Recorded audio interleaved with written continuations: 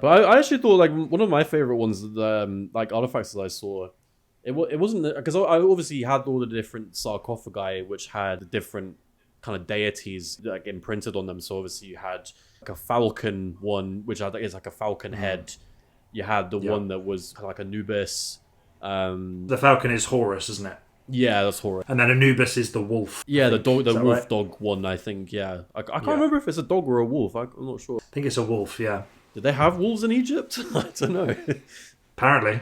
Because all of their gods, and I can't remember the name of the crocodile god. Anyway, they're all based off of real everyday animals. But also, it was interesting with the dung beetle or the scarab? The scarab is a dung beetle, and that's for the sun god Ra. So because the orb of the dung is representative of the sun.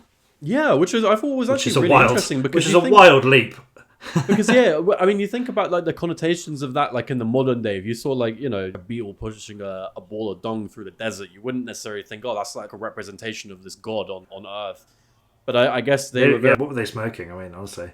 Well, probably quite a lot, to be fair. Yeah. But then at the same time, I think there's a society that's so heavily based in symbolism of different things. I think for them to see that, they were obviously looking for signs from the gods all the time. And because there's so many gods, everything can be a sign, I suppose, in a certain way.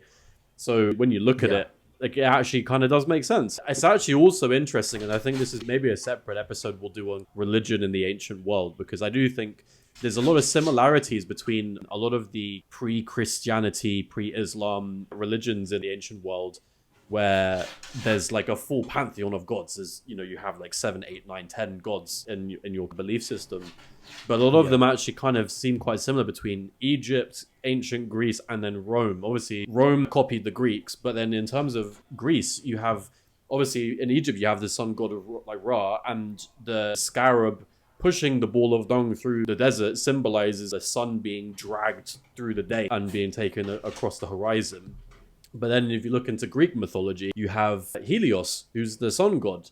Of course. And obviously you have the chariot dragging the sun along, being chased by, I can't remember the other, the night god. Phaedrus, is it Phaedrus who drags the sun across the sky? It might be, yeah. I'll have to do a quick fact check on that one, I think. In post. We'll fix it in post.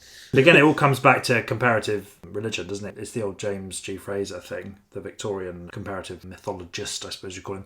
And it's mapping across the world. All of these different cultures share essential gods and tales and legends. Again, you can see it going right back to Egypt. Well, you also think there's a lot of migration from the Levant and like Phoenicia, that kind of region of the world at that time in history, at least.